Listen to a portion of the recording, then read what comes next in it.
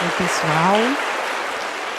Meu nome é Maria Brito, eu trabalho na engenharia da Mercedes-Benz do Brasil.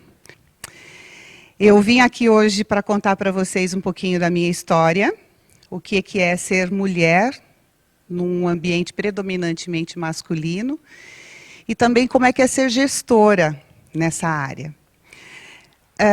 Ter escolhido ir para uma área de técnicas, na minha geração, onde meninas faziam basicamente coisas de meninas, e teoricamente meninas não deveriam muito se envolver nas técnicas ou na área de engenharia, um dos meus primeiros desafios foi convencer o meu pai que eu queria estudar num colégio técnico. A ETE, aqui, quem é daqui do pedaço sabe o que eu estou falando. Naquela época, muito difícil de entrar. E o meu pai me desafiou. Se você conseguir passar, tudo bem, mas o que é que você vai fazer nessa escola de meninos? E quando eu entrei na ETE, nós éramos 3 meninas no meu curso.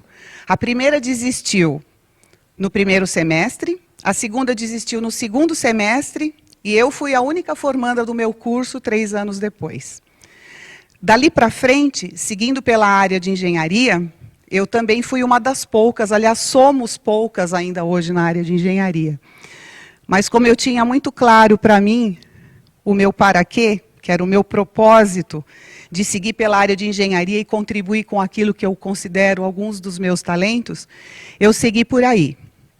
Isso foi na academia, né, na escolaridade.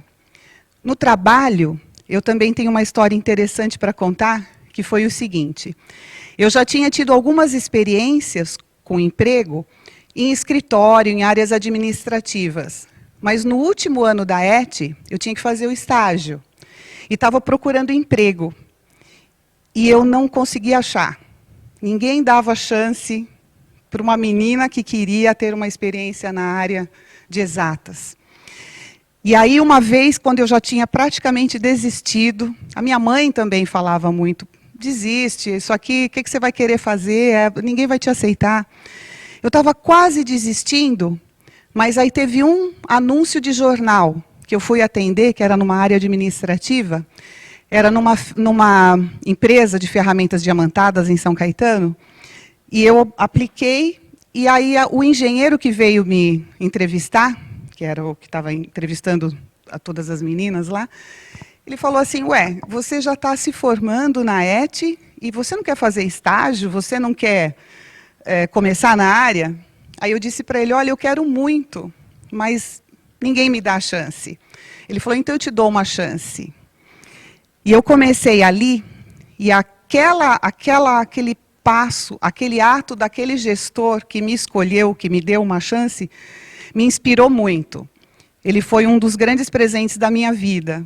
Assim como meu pai, quando me desafiou a ir por um lado de profissão de meninos, ou como alguns professores na escola, tanto no colégio quanto na faculdade, de querer assim meio que desafiar, né? O que você está querendo fazer aqui? Isso, para mim, me fortaleceu, serviu para que hoje eu pudesse ter esse olhar como gestora para a diversidade. Eu acredito que, como gestor, se você tem uma equipe com vários pontos de vista, com várias experiências, com muita coisa na mochila e na bagagem, todos ganham.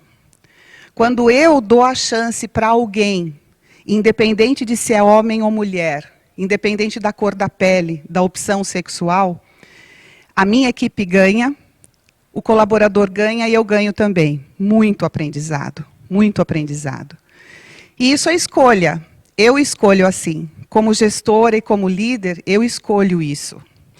Na minha história tem uma particularidade muito interessante, que você deve estar perguntando por que esse Happy New Year 2011 está aí, né?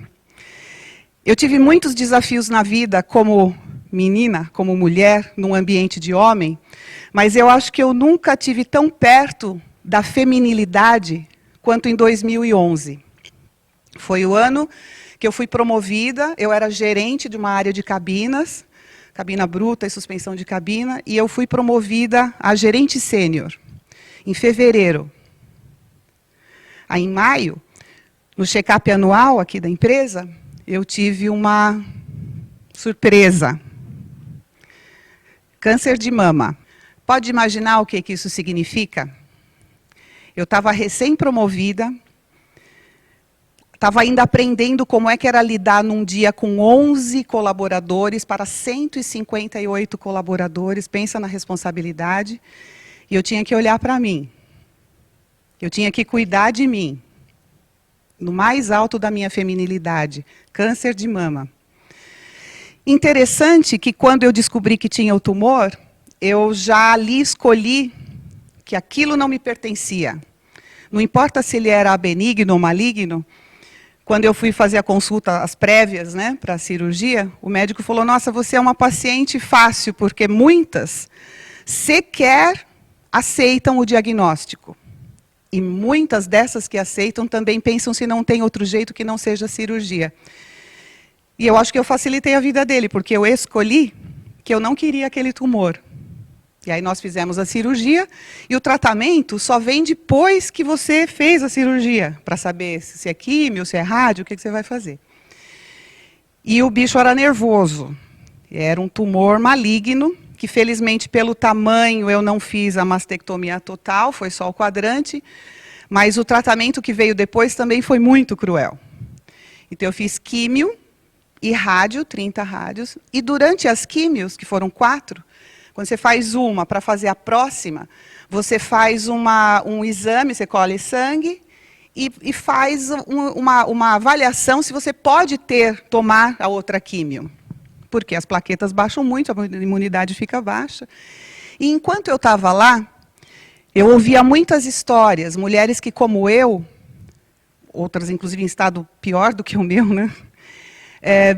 Perguntando assim, por quê? Por que eu? Por que comigo?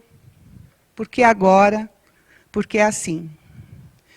Mas eu ouvi também muita gente conversando sobre o para quê. Para que isso está acontecendo comigo? Para que, te lembra alguma palavra? Propósito? E eu escolhi estar no segundo grupo. Eu não sei se o meu porquê era genético, se era Deus estava me castigando porque eu pequei, ou se eu não cuidei muito bem de mim, mas eu decidi o para quê. Posição ativa e viva, de seguir e usar essa minha experiência para contar isso para vocês aqui agora. Já faz 6 anos, estou indo para o 7º ano, contar para vocês que eu estou aqui. E eu tenho fé que eu estou aqui e passei por tudo isso porque eu escolhi. Eu escolhi. Lá eu não sabia direito qual era esse para quê. Para que eu estava passando por aquela experiência tão dolorida? Mas hoje para mim faz sentido e faz sentido só para mim. Então reflita para você o que significa as suas escolhas. Quais são os seus porquês? Quais são os seus para quês? Você é mulher e gostaria de estar numa posição que hoje é basicamente de homens? Vai em frente, acredite. O único empecilho é você mesma. Se você acreditar que não pode, então você não pode. E eu acreditei que eu podia. E hoje eu estou aqui. E eu acreditei que escolher o para que eu estava ali podia me salvar. E isso me salvou.